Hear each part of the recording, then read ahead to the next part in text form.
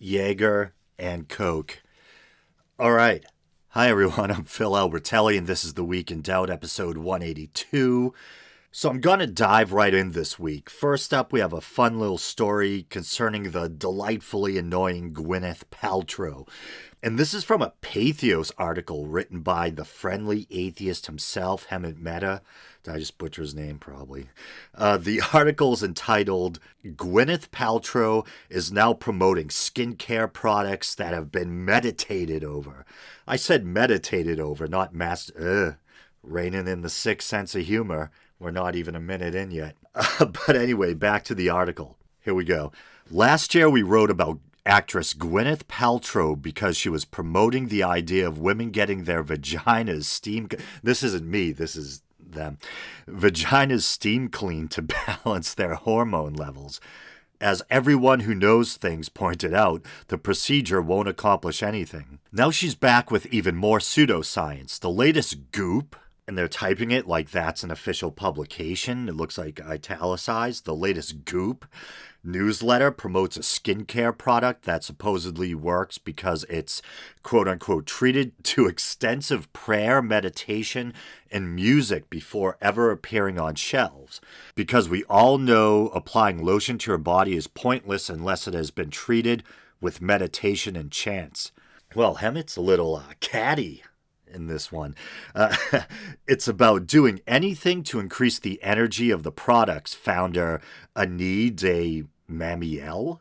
I don't know what that is. It's like a fancy French version of mammal, says, in quotes, we put crystals around the oils as we macerate. I was almost going to make another joke, but macerate the herbs. We play music. As we add the base oils, we use more music, crystals, and meditation. Then we add the flower essences. They sit out with music, too. She estimates the whole process takes about 6 to 8 weeks. She blends the oils the way a perfumer blends notes. In the blending room, we say blessings of love and grace and gratitude. I add the oils in a certain order, and I chant as I blend them.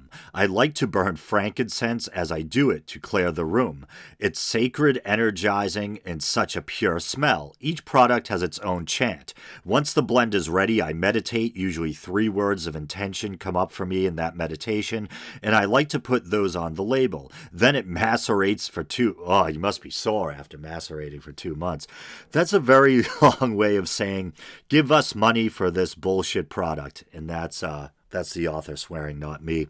Ruth Graham at Slate wisely points out 0.34 ounces of Dame Mamiel's altitude oil is a mere $44, but take heart, the snake oil is free and it's glorious. And then it continues, and then just to add another dose of nonsense to the mix, Paltrow told the New York Times her flight rituals.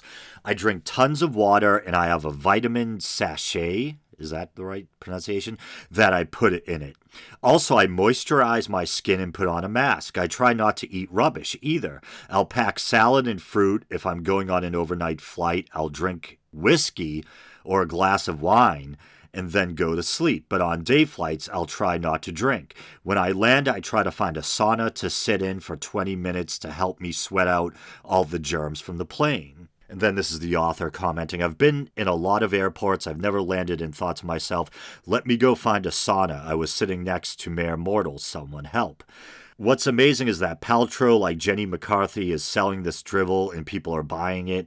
Their gullible followers are immune to facts, science, and common sense. At least with Paltrow, they're only throwing away their money. Well, as far as her flight rituals go, I didn't really see anything wrong with any of that. It actually sounded like Maida was going out of his way to pick on her a little. She drinks water, takes vitamins, moisturizes her skin, tries not to eat rubbish. Even the sauna. I've never been in a sauna, but I don't see anything particularly wrong with using one, especially if you're tired from a long flight or something. But I think this is one of those things where maybe at first you say, hey, in the grand scheme of things, not a big deal. Who cares if some rich people want to waste their money on some high-end nonsense? But I guess I have 2 concerns. Firstly, I think it's irresponsible for high-profile people to support this kind of thing, because whether they realize it or not, they're promoting pseudoscience. And my second concern is, yeah, it doesn't matter if rich people waste their money on this stuff, but our run-of-the-mill people being, forget it. If you're willing to believe this garbage, you probably deserve to get built. That wasn't nice. I know, I know. And I should probably be more sensitive or compassionate. I don't know if she'd want me saying this or talking about it, but my elderly mother got ripped off by, is it Kevin Trudeau? Yeah, Kevin Trudeau, not to be confused with the Canadian Prime Minister. His last name is also Trudeau, and who also creeps me out. But anyway, Kevin Trudeau is a notorious con man who's had a late night infomercial racket going for years now. He's been in trouble with the law multiple times, and I don't know how he keeps getting back on TV. But my mother ordered some kind of natural cures book from him, and they actually did this to a lot of people. First, it took forever for her to receive the worthless book. She had to keep on nagging them. And to add insult to injury, they double billed her.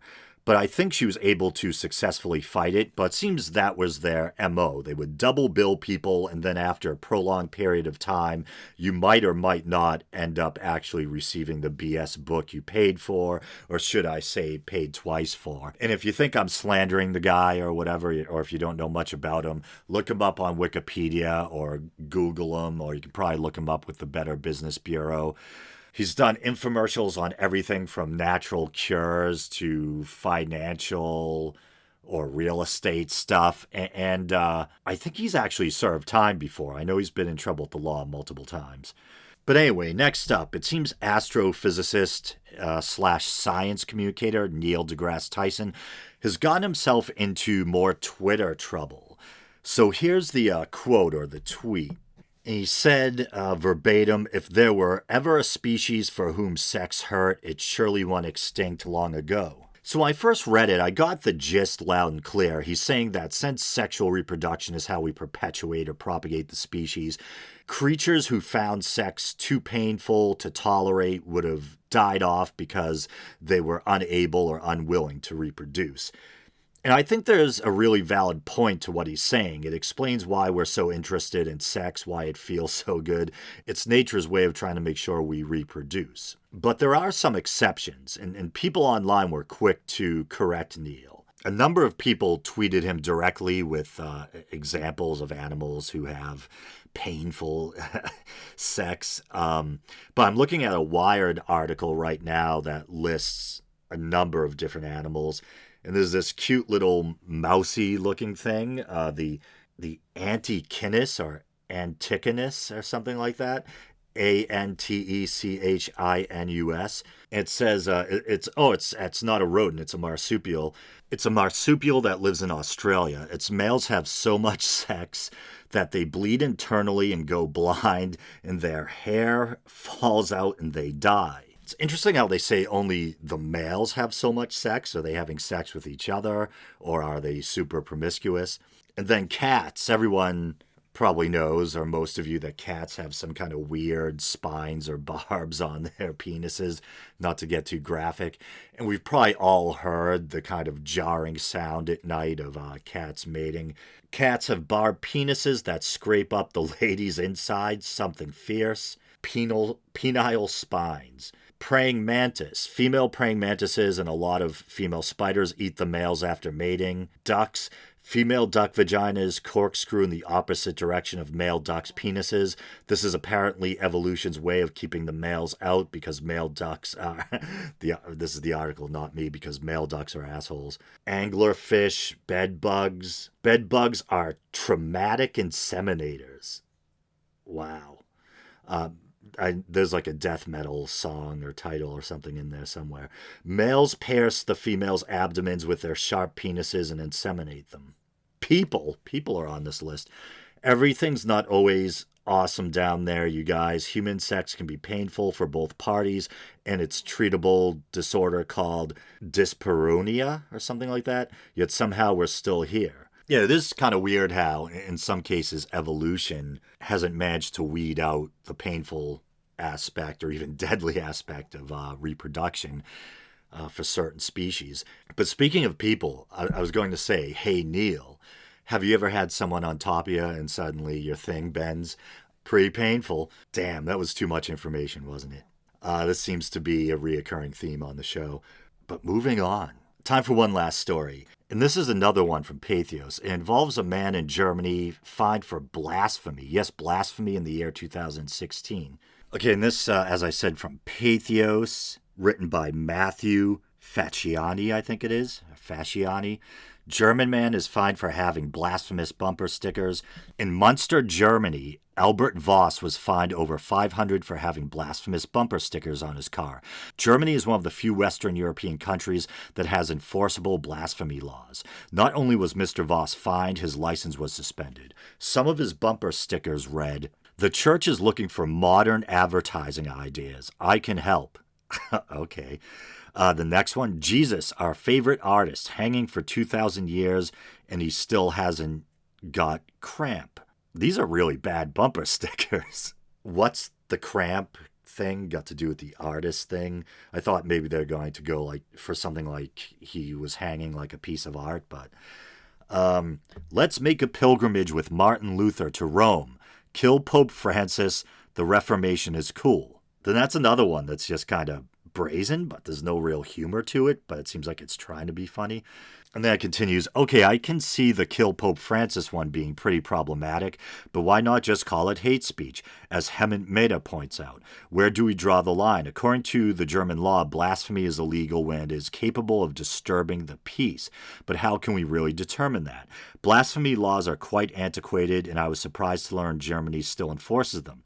Hopefully they update their laws soon. Well, I concur with that. As I said, it's the year 2016, and in a relatively progressive European country, we're still worrying about blasphemy laws. Okay, so I didn't want to bore you guys by issuing some corrections or clarifications at the top of the show, so I guess I'll bore you now instead.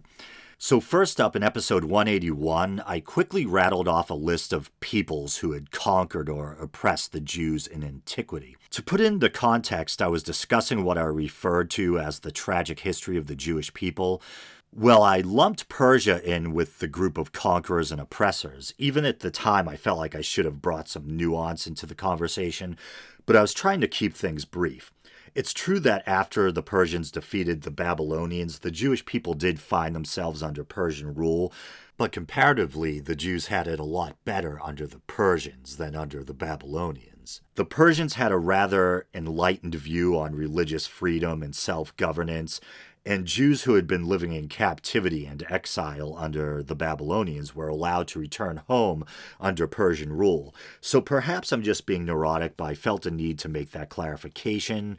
Don't want any ancient Persians mad at me. Oh yeah, then the special on leprechauns I just published. That sounds kind of funny. I briefly talk about how mythical beings like fairies, sprites, brownies, and leprechauns probably have their roots in the pagan past, and they may even be spirits and gods that got kind of demoted following the spread of Christianity. Well, there's a lot of truth in that, but the topic is still a bit murky. I think it's true in some cases, but apparently not in others. In the case of leprechauns specifically, there's a thought that they're a remnant, so to speak, of the Tuat de Danann, the race of gods in Irish mythology. In the case of brownies, these diminutive beings that are said to take care of household chores at night in exchange for gifts or food, I've heard it posited at least once that they might be demoted household deities, gods, often goddesses specifically, who were gods of hearth and home. Fairies are a bit more difficult. I thought the same principle might apply to them, but I was recently reading an article that was saying that in the Victorian era, writers supposedly had a habit of using fairies as stand-ins for gods in the literature of the time, and this may have led to a misconception that fairies are demoted pagan deities.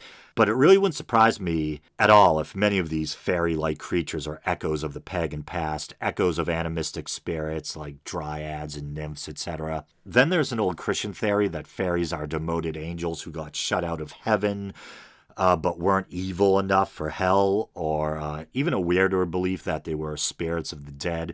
But I could talk about this stuff for days, so I'll cut myself off. Oh yeah, there was one more correction of sorts. I was reading a quote by a 19th century author, D.R. McAnally, in which he's describing the appearance of the leprechaun, and it's from his book, Irish Wonders. And I think I kind of butchered it. I may have gotten one or two words wrong, and my reading of it may have made things a bit confusing.